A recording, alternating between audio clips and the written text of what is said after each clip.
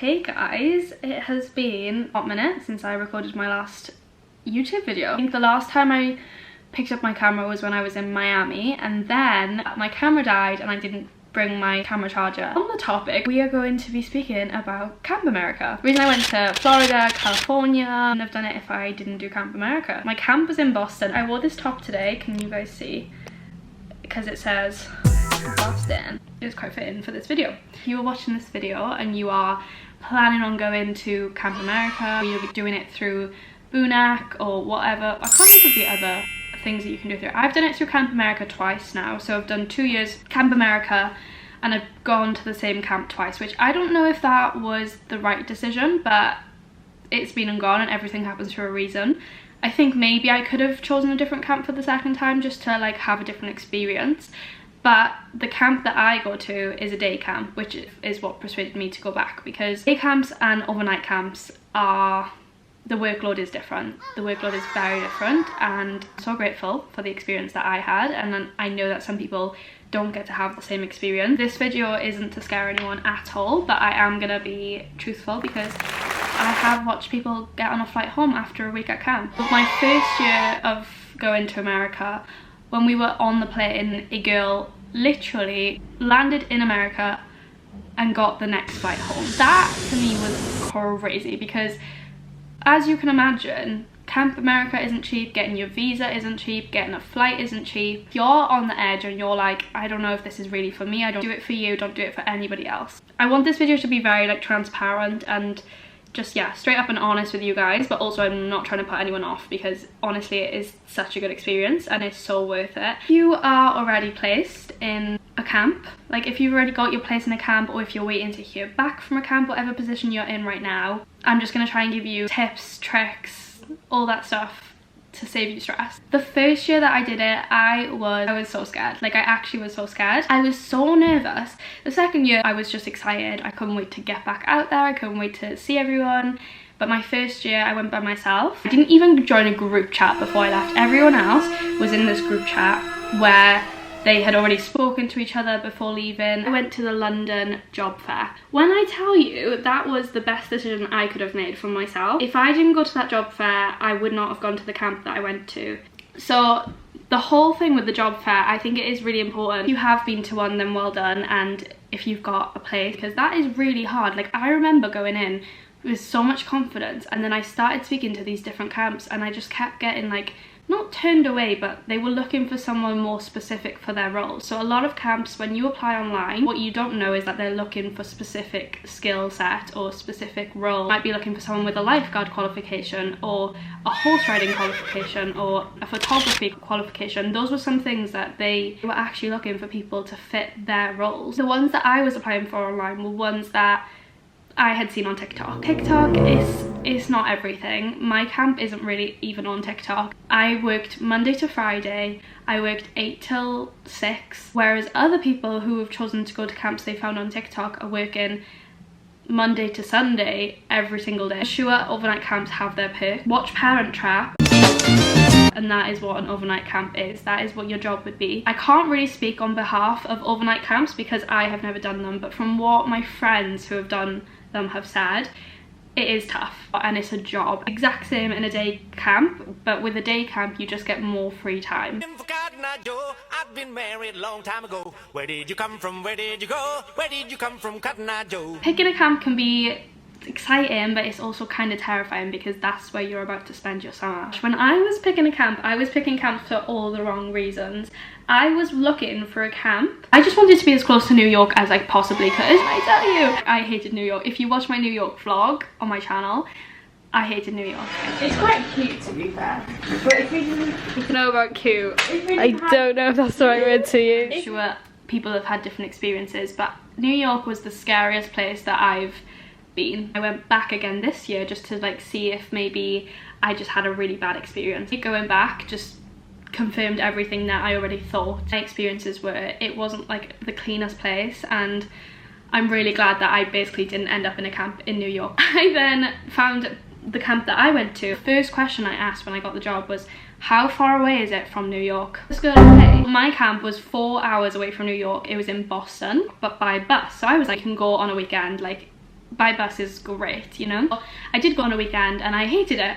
So honestly, Boston is one of the most gorgeous, like, chilled cities. There's not a lot going on there, but there's enough to keep you occupied on the weekend. It is quite homely, like you feel comfortable, it's clean, it's pretty, there's things to see. It wasn't like in the middle of nowhere. It is a big city. I loved it. My friend was literally in the middle of nowhere. Like, there was nothing around. They didn't really leave the camp. It was very like Parent Trap, whereas my camp, we went to Target. We were in the mall every weekend. Like, we did not stop shopping. And that is another thing, is do not overpack unless you know that your camp is in the middle of nowhere. If your camp is in a big city, I would say that you are going to buy so much clothes. There's a Cotton On, so I spent so much money in there. Obviously there's Zara, Urban Outfitters. Yeah, I spent so much money. A big part of what I'm trying to say here is don't just pick the camp that looks like the coolest on Instagram. Pick a camp that provides you with what you need for 9 weeks or 10 weeks or however long you may be going for. That was something that I actually did right, because although I was like, I need it to be close to New York, I actually went to London and I met all these different CEOs, the staff, and I started chatting to them. I realised what I really didn't want out of a camp and what I really did want out of a camp. And the CEO of my camp that approached me in London was the smiliest guy. He was energetic, he was positive, and he was like, come over here, like, come chat. And that instantly I was like, sold. I'm sold. And then I didn't even really know what a day camp was at this point, so I had no idea that a day camp was an option. I wasn't looking for a day camp. My mind was set on an overnight camp, but once he explained to me what a day camp was, I was like, oh my god, this sounds like perfect, and that is exactly what I needed. Still get the close bonds with the kids, and you get your weekends free. And you're basically being paid the same amount as someone who is doing an overnight. Just kind of crazy. And when I speak to my friend about it who did an overnight camp, we're like, it actually doesn't even make any sense. But no matter what camp you do, you are being paid pennies. For my first year, like a couple dollars an hour, and then my second year went up because I came back as a returner. But it's because, so like the money that you should be paid, 50% of that will be removed for your accommodation and for your food. I didn't have to buy food ever, really, unless I wanted to, because I'd have breakfast, lunch, dinner included in my day. And it was like a buffet situation, so you could get as much or as little as you wanted. And if you really wanted to like order something that you haven't tried before, like Wendy's or Chick-fil-A or Uber Eats, or try somewhere new and go out for food, you can also do that. We had our food paid for, we had accommodation, we were safe. Yeah, I'll get on to accommodation next. Before I move on, I want to speak about the interview process, because I didn't realise how intense this was about to be. But do not panic, because everything happens for a reason. And like I said, the ones that I found on TikTok, I had 10 camps listed on my phone that I'd found on Instagram, on TikTok, on social media, that I was like, that's where I want to go. I did get into 2 of them, and then like the other 8, they weren't looking for just a general summer camp counsellor. They were looking for someone with a qualification, a skill set, specifically for what they needed for their camp, because they'd already hired out all of their general summer counsellors at this point. So for what I wanted and what they wanted were 2 different things, and I wouldn't have had a good time in that camp. One of them offered me a role as a tennis coach, and at one point I literally was like I wanted to go to these camps so badly. I was like, maybe I will say yes. Then I was like, wait, am I gonna spend my whole summer being a tennis coach when I've never picked up a racket in my life? No. Now, the interview that I had with my camp was quite intense. The spitfire questions, this is what I tell everyone. I don't know if it was the same for everybody. For me, they were literally spitfiring questions at me. They'd read through my CV. As long as what you've said is true, you will be absolutely fine. If you have some sort of experience with kids, that's all they care about. They're not looking for someone to be a teacher. They're just looking for someone who is genuinely kind and caring and can look after kids. Remember that you can interview them about the days off. You can ask them about what hours you'll be working, how does routine on a normal day look. The age of the kids will change the routine. They will also ask you that. Have an idea in your mind of what age you think you want to work with, because I literally would have said like 12, but I ended up with, my kids were 4 to 5, so they were really young. 4 and 5 and 6 and 7. I don't want to do it, but you just create such good bonds with them. Up in the morning at about 7 o'clock, I would get ready. I feel like we used to get breakfast at like 8, and then we would like be on the bus for 8:30, and then we would be at camp for 9 o'clock. But that could be so wrong, so let's just wait for Snapchat to load. Let me move this in. Let me go into the bus. So 8 a.m. in Boston. I was at camp at 10 to 9. I'm assuming I used to get on the bus at about 8:30. I literally can't remember, which is crazy. Once you're in the routine, like obviously you know every single day you've got to get up at this time, you're going to get back at this time. I seen this girl who made a TikTok about Camp America, and she made some really good tips. I'll try and link her below. She was saying about how if you are obsessed with your phone, if you can't stick to a routine, like she was talking about all these different reasons why you maybe shouldn't go to camp, but also I'm not a routine person. I will get up at 12 p.m. If you can't stick to a routine, basically like maybe think about whether you actually really want to go, because there is such a strict routine. And with overnight camps that is true, and with day camps that is true as well. But in the sense of with day camps you have a little bit more flexibility, because after you finish your day at camp you get on a bus, you come back and you're free for the evening. One thing that I think always shocks people, but for me this wasn't really a shock, you have a curfew. Sunday to Thursday you have a curfew, because you have a roommate are going to tire yourself out. If you are out every day until 1 a.m, up until midnight, if you're up till gone midnight, you are going to be so tired the next day, and you're not going to be bringing the energy for the kids.